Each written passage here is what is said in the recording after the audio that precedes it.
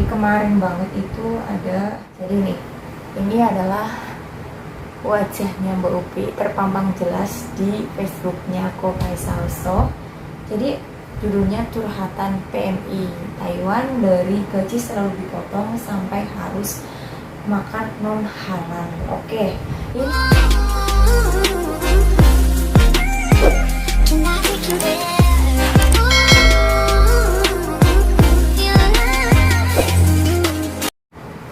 Hey, halo, assalamualaikum warahmatullahi wabarakatuh. Ketemu mendengarkan jawab bagi kita sehari menjelaskan seorang nomor pertama. Halo sobat semuanya, semoga selalu dalam keadaan sehat dan happy tentunya. Amin. Jadi kemarin itu sempat viral di Facebook ya teman-teman. Aku ada laporan dari teman aku yang nge-tag aku di Facebook, panggil nama-nama aku gitu.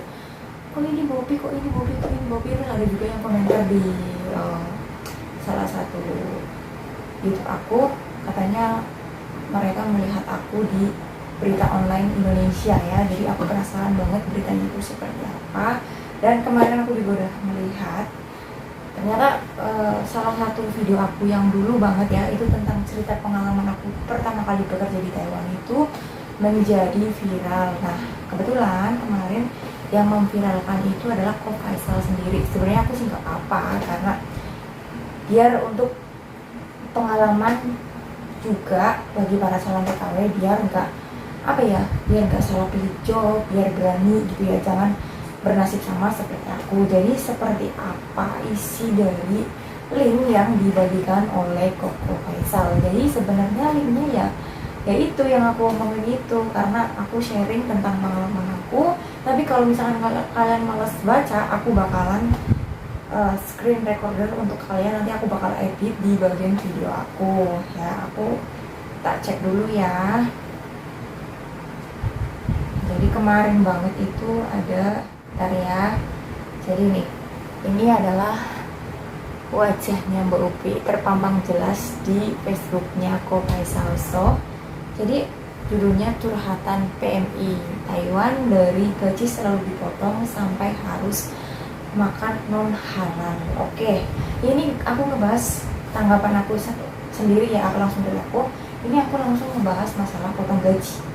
Aku di sana dulu gaji itu 15.000 NT dolar teman-teman. Jadi kalau untuk sekarang kan 20.000 ya. Kalau dulu 15.000 sekian. Jadi gajinya itu dulu kursnya masih gede juga, sekitar 5 juta. Aku ke Taiwan itu pertama tahun 2011 sampai 2011 sampai 2014. Nah,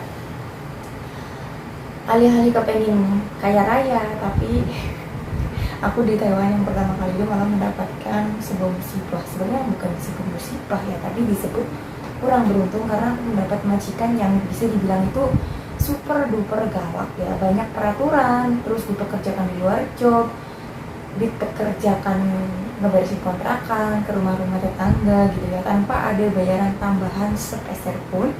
Bahkan masih sering mendapatkan pemotongan gaji. Kalau misalkan aku kerjanya nggak benar, itu langsung dipotong gaji, potong habis. Barang rusak, ganti rugi. Kulkas penyok dikit banget, dulu aku diganti rugi 10.000 NT dolar waktu itu ya, sekitar berapa, kalau waktu itu ya sekitar 3-4 juta. Kalau sekarang ya 5 jutaan ya teman-teman. Belum lagi sapu 2.000, baju 2.000 kalau untuk sekarang itu 1 juta lebih. Terus ada lagi perabot lain, pokoknya macam-macam sekali itu pemotongan gaji aku ya. Kalau diceritakan itu nggak bakalan habis ya. Terus kalau dulu kan aku setiap minggu dipaksa libur kan, karena aku tuh ngeluh capek ya, bilang ke majikan kalau aku capek. Karena setiap bulan, setiap minggu aku dipaksa libur, dan tapi tetap di rumah, nggak keluar gitu ya. Jadi aku dipaksa libur setiap minggu, nggak ada penambahan gaji, dipotong gaji gitu ya. Karena mungkin mereka itu triknya mau nangga aku tapi nggak mau bayar aku, karena waktu itu di sana ada 2 TKW. Jadi gampang banget buat mereka, kalau misalkan aku libur ya masih ada 1 TKW lagi gitu. Jadi bayarnya mereka juga dikit. Aku setiap minggu harus libur, nggak ada tambahan gaji. Jadi waktu itu aku 1 bulan paling bisa gitu ya, paling cuma 2.000, 3.000, 4.000, 5.000 per bulan ya. Itu Masya Allah banget rasanya. Dan lagi kenapa aku nggak lapor, karena aku nggak punya HP.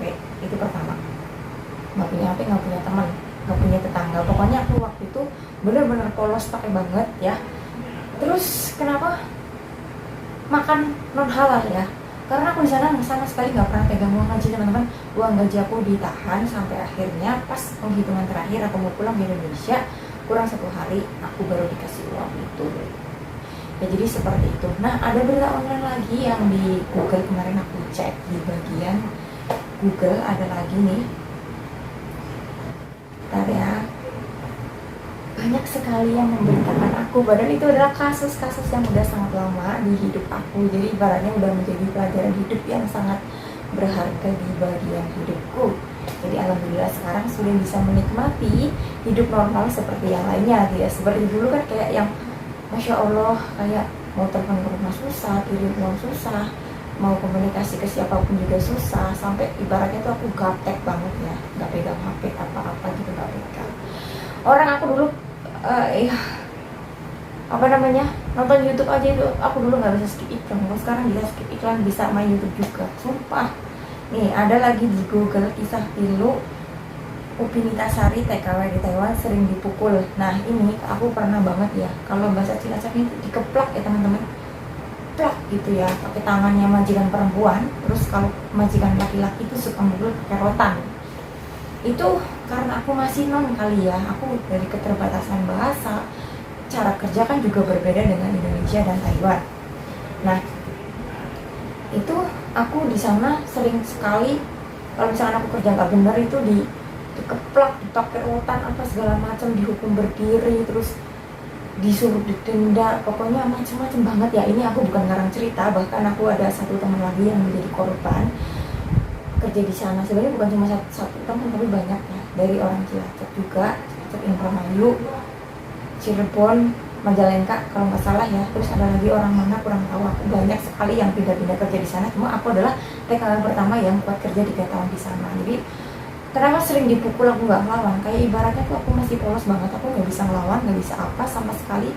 Aku pernah jalan ke agensi, jalan sendiri, aku bilang aku mau pindah, terus majikan suka mukul ini itu, tapi responnya sangat-sangat datar. Mungkin karena aku juga yang masih bego banget ya, aku tuh kayak yang terhipnotis, dimarahin diem, dicifu gitu ya, di apa gitu ya, pokoknya dicifu sih apa ya, kayak buat bahan gojekan gitu ya, tuh diem, dimarahin senyum gitu ya, tetap senyum gitu ya. Selama 3 tahun itu aku berat badan sampai turun drastis, yang tadinya 47 kilo sampai menjadi 40 kilo. Bayangin aja sekarang aja ini aku 44 kilo, kurusnya kayak apa, apalagi dulu 40 kilo, Masya Allah banget ya. Terus banyak komentar yang buruk-buruk di bagian Facebooknya Ko Faisal, katanya alah ini mbaknya yang pelit, gak mau modal ini itu. Masya Allah, kalau aku kayak sekarang misalkan dikasih gaji, misalkan majikan masaknya nggak sesuai sama keinginanku, aku ya jelas beli sendiri. Aku sering di sini beli sendiri, buat makan sendiri. Jadi kayak bukan masalah pelit, tapi memang aku nggak dikasih duit. Kalau misalkan buat belanja aja mereka yang bawa. Kasarannya nih ya, ini aku ngomong dewasa ya, aku beli BH sama celana dalam aja nih, mereka yang bawa aku, majikan cowok yang bawa aku. Lagi mana aku mau bertingkah ini itu. Pernah aku nyolong-nyolong beli HP sama ceceku yang kerja bareng aku dulu. Nggak tahu aku ceceku itu dapat HP dari mana, aku kurang tahu. Aku kan kalau kerja di rumah tetangga itu kadang dikasih 100 NT aku kumpulin. Lama banget aku baru ngumpulin. Akhirnya uang itu terkumpul sekitar berapa ribu NT, aku buat beli HP sama cece gitu. Terus kalau misalkan aku lagi kerja ke rumah orang lagi, dikasih duit lagi, aku kumpulin buat beli pulsa. Nah pulsanya itu cuma nyicil, duitnya 100 gitu, jadi nggak pernah internetan. Itu HP itu ngumpet-ngumpet banget makanya, tapi juga tetap ketahuan, akhirnya disita dan dikasih ke aku pas aku mau pulang ke Indonesia. Jadi kalau ada yang bilang kenapa nggak lapor, kenapa ini itu, kenapa ini itu, ya Allah, pokoknya kalau yang nggak ngerasain di posisi aku pasti bakal itu aku bakal mengolok-olok aku, kok kamu tuh bego banget ya ini itu dan sebagainya. Padahal kalau yang ngerasain atau pernah yang berada di posisi seperti aku pasti bakal ya Allah sabar. Oke, dan next aku bakal bacain lagi berita selanjutnya. Oke, dan ini adalah kisah aku di rumah ini. Jadi bukan berarti untuk menjelekkan kerja di rumah ini ya. Jadi aku bacain kisahnya seperti apa sih, semenyeramkan apa menjadi seorang TKW. Oke, kisah pilu Pintasari TKW di Taiwan, tiap hari tidur di sofa. Oke, ini memang sudah aku alami sampai detik ini, alhamdulillah. Tapi itu memang permintaan aku pribadi ya, karena awal-awal aku pertama datang itu bulan Maret tahun 2018 di rumah ini. Jadi waktu itu Simbah kan habis operasi kaki ya, itu pas aku baru datang itu aku anak pindahan dari Junan ke Bajau. Jadi aku tuh ada anak pindahan dan aku udah capek pindah sana sini, dan akhirnya ini adalah pilihan terakhir aku di rumah ini. Awalnya aku dipekerjakan di Taoyuan, itu dipekerjakan di perumahan dan pabrik teh untuk diekspor ke Jerman. Nah yang kedua aku dipekerjakan ke Bajau, jaga nenek pikun, super pikun, dan ngamuk gitu ya. Jadi yang pertama juga sangat melelahkan, udah di pabrik, udah pulang masih beres-beres, masak masih baju dan segalanya. Nah yang ketiga ini aku karena udah capek ya, sampai waktu itu pas di agensi itu koper sampai patah, sampai apa itu, sampai ya Allah sedih banget rasanya ya. Jadi ya udahlah, aku di sini kuat-kuatin aja, awalnya seperti itu. Nah aku waktu itu memang tidurnya itu bareng kakek sama nenekku di satu kamar, tapi karena memang kamar itu sempit, jadi kan karena Simba juga setiap malam itu bangun. Nah jadi bangun itu dia mau pipis itu di bagian pientong. Jadi kalau untuk yang jadi TKW di Taiwan itu pasti tahu namanya pientong itu apa. Jadi aku kasih tahu ke kalian ya, untuk di acara TKW, pientong itu adalah kursi yang kayak WC. Jadi itu adalah ditaruh di bagian aku tidur di bagian kaki, karena aku kan tidurnya di lantai gitu, gelar tikar yang rada sedikit tebel, ada busanya gitu. Nah untuk di bagian atas itu kan aku membelakang kan bagian kepala aku kan ada lemari kecil gitu kan. Nah lemari itu kan pasti ada pegangan seperti ini ya teman-teman. Nah itu dicantelin sampah itu untuk kalau misalkan Simba habis pipis itu kan ada bekas tisu untuk mengelap bagian kemaluan ya, jadi masuk di situ. Nah otomatis aku ya kurang nyaman dong, masa iya aku tidur di atasnya ada sampah dan di depan aku ada ompol. Nah aku tuh cari-cari alasan gimana sih rasanya aku mau pengen pisah tidurnya sama nenekku. Aku nggak mau sekamar dengan nenekku, karena apa, aku juga siangnya itu nggak ada tidur siang, dan malamnya kalau misalkan aku sering bangun ya aku kerjanya nggak kuat dong. Akhirnya aku waktu itu mau lebaran ya, aku kan di sini tetap berpuasa alhamdulillah. Aku dengan alasan aku pengen tidur di luar untuk makan sahur gitu, biar alarm aku tidak mengganggu majikan gitu, tidak mengganggu kakek dan nenekku. Nah akhirnya sampai sekarang aku keterusan tidur di sofa selama dari tahun 2018 sampai sekarang ya, selama 4 tahun ya kan. Nah itu memang atas permintaan aku pribadi, aku disuruh balik lagi ke kamar, aku nggak mau. Yaitu alasannya karena di depan aku ada ompol dan di atas kepalaku ada sampah. Jadi aku nggak mau tidur dengan posisi seperti ini, karena masa ya depan belakang sampah kan, ibaratnya udah kurang tidur, siangnya nggak tidur siang, terus malamnya masih masak banyak gitu ya. Jadi kadang aku juga pertamanya lapor agensi gini, tapi agensi langsung ngomong ke majikan, dan ya udah akhirnya aku bertahan sampai sekarang, karena aku udah ngerasa capek banget ya pindah sana sini. Udah kayak udahlah, yang penting aku pikirnya gini ya, karena aku tuh udah pernah ngerasain yang namanya sengsara, bahkan lebih sengsara dari ini.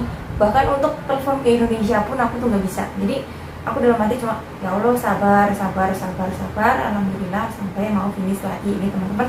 Udah 2 kali kontrak di rumah ini, dan aku kontrak di rumah ini tuh yang pertama itu cuma 2 tahun 3 bulan.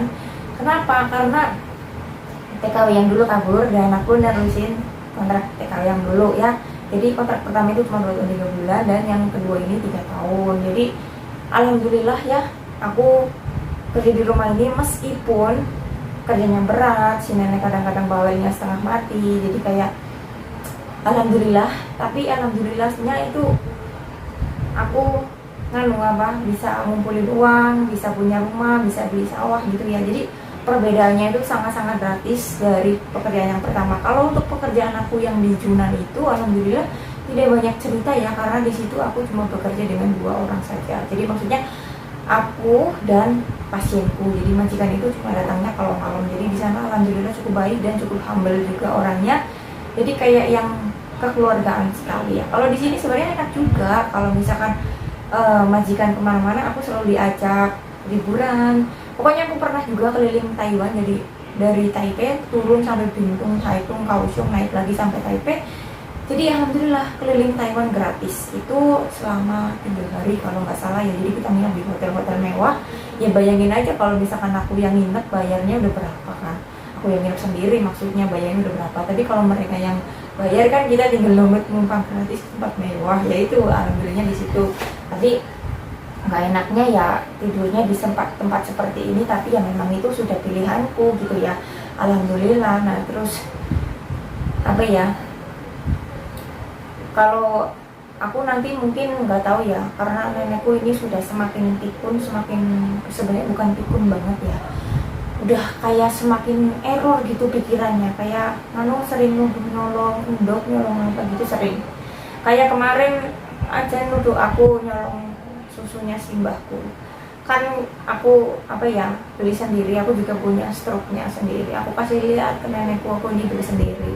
Akhirnya baru percaya. Kalau misalkan masih nuduh-nuduh terus ya silahkan lihat CCTV aja di Xmart aku beli segini apa enggak gitu ya.